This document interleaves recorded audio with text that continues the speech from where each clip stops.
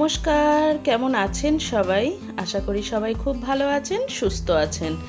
আমিও ভালো আছি। সবাইকে সুপ্রভাত জানিয়ে সবাইকে মিস সৃজা ওয়ার্ল্ডে জানাই অনেক অনেক স্বাগত এবং ভালোবাসা। প্রথমত সোনুকে একটু দুধ গরম করে দিলাম, ওর পড়াতে চলে এসছে।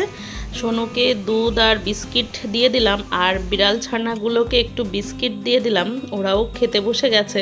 তো চলুন আপনাদের সাথে একটু শেয়ার করি আমার চারপাশের গাছগাছালিগুলো।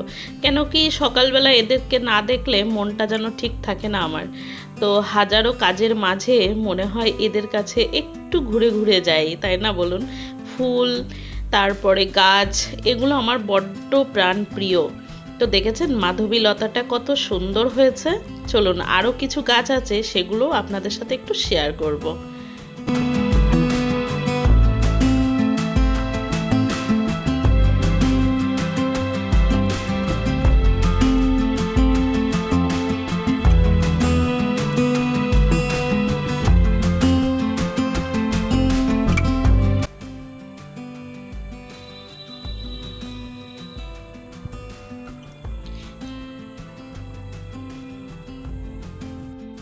এই যে ভগেনভেলিয়া গাছটা দেখছেন, এটাতে দুটো কালারের ফুল হয়, একটা হোয়াইট আর একটা পিঙ্ক।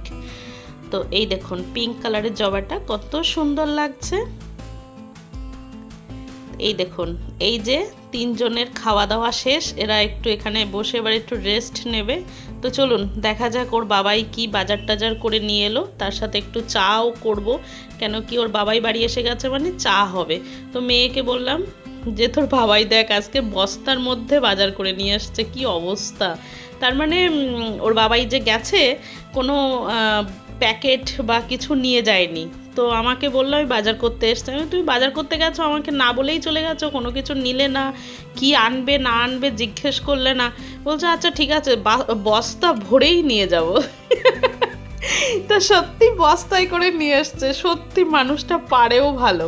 তো যাই হোক, ও বাড়ি এসে গেছে মানে তার মধ্যে মেয়েকে বললাম তুই এই জিনিসপত্রগুলো বার কর, আর চাটা নিয়েও আমরা বসে গেছি। তো চাটা খেয়ে নিই, তারপরে আবার সকালবেলার টিফিন টাফান তৈরি করতে বসে যাব। তো চলুন এইভাবেই আর কি আমাদের কাজকর্মগুলো প্রতিদিনই চলতে থাকে নিয়মিত রুটিনে, তাই না? আর তবে রুটির সাথে আজকে করে নিয়েছিলাম পেঁপে আলু ভাজা, আর ডিম তো থাকবেই। আর তারপরে আবার চলে এলাম দুপুরের মেনুতে। আজকে দুপুরের মেনুতে ছিল নিরামিষ, পনির করলাম, পনিরটা ভেজে নিয়েছি আর একটু গরম জল করে দিয়েছি, সাইডে বসানোই আছে। তো গরম জল করে নিয়ে ওর মধ্যে পনিরটা দিয়ে দিয়েছি, তাহলে কি সফটনেস ভাবটা থেকে যায়। আর পনির এবং নিরামিষ খেতে আমার ছেলে মেয়েরা খুবই ভালোবাসে, যার জন্যে আমি ওর বাবাইকে বললাম যে কি দরকার বাজার টাজার করা, থাক না, ওরা যখন খেতে ভালোবাসে তাহলে তাই হোক। তো এই দেখুন মেয়ে আবার এখানে হাত লাগিয়ে দিচ্ছে একটু রান্নাবান্নায়। কেন কি ওরা যাবে আজকের একটু পুকুরে, মানে আমাদেরই নিজস্ব পুকুরে যাবে সাঁতার কাটবে বলে। তাই বললাম যে ঠিক আছে, আমার সাথে যখন পুকুরে যাবে তাহলে আমার হাতে কাজ করে দিতে হবে। কেন কি পুকুরে যেতে গেলে না একটা সময়ের প্রয়োজন, অনেক সময় লেগে যায়, পুকুরে অনেক লোকজনও থাকে। আমার পুকুরে প্রত্যেকটা দিন যাওয়া হয় না, টাইম ওয়াইজ যাওয়া হয়। ধরুন যে আমার অনেক কাচাকুচি থাকলো, ধরুন বেড কভার বা কিছু বড় বড় কাচাকুচি থাকলো, তখন আমি পুকুরে যাই। তা নইলে আমরা কলতলায় বা বাথরুমেই স্নান করি। তো যাই হোক, আজকে দুপুরে শুক্তো করে নিলাম আর একটু পনিরের তরকারি করে নিলাম। এটাই ছিল আজকে দুপুরের রেসিপি। তো মোটামুটি রান্নাবান্না শেষ, এবার একটু ওদের নিয়ে পুকুরের দিকে যাব। ওর বাবাইকেও বললাম তুমিও চলো, দুটোকে নিয়ে আমি পারবো না, কেন দুজনার কেউই এখনও সাঁতার শেখেনি।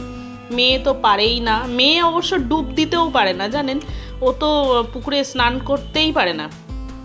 যদি ডুব দেয় তো মানে কেমন একটা করে ডুব দেয়, ও পারেই না। তাই বললাম চল আজকে বাবাইকে নিয়েই চল, সবাই মিলে একসাথে যাই, বেশ একটা আনন্দ হবে।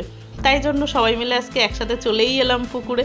আমি বললাম তোরা যে আজকে প্রথম পুকুরে এলি, এটাও একটা স্মৃতিবন্ধন থাক, তাই না? চল ইউটিউবও রেখে দিই, ইউটিউবও জানুক যে তুই এত বড় মেয়ে এখনো সাঁতার কাটতে জানিস না। বলছে না তুমি এরকম করবে না। আমি বলে হ্যাঁ আমি এটা করব।